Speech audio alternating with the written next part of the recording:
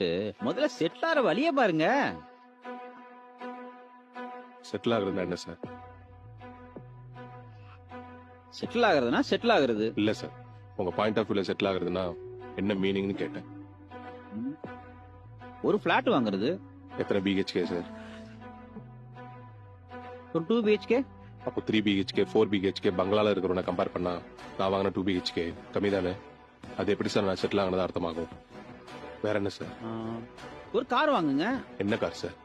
Maruti, Swift, Hyundai, பிஎம்வி, Audi, Rolls Royce, Jaguar, இதுல எது வாங்கினா நான் செட்டில் ஆகும் சார்?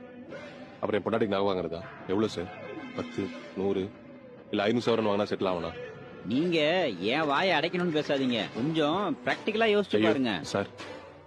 உங்க பாதி பேருக்கு செட்டில் ஆகுறதுனா என்னன்னு தெரியாம தான் அந்த வார்த்தை யூஸ் பண்ணிட்டு இருக்காங்க. வீடு வாங்கின செட்டில், கார் வாங்கின செட்டில், வேலை கிடைச்ச செட்டில், ஃபாரின் போயிட்டா செட்டில், பேங்க் பேலன்ஸ் இருந்தா செட்டில். உங்க டிக்ஷனரியில எதெல்லாம் செட்டில்னு சொல்றீங்களோ அதெல்லாம் செட்டில் இல்ல சார்.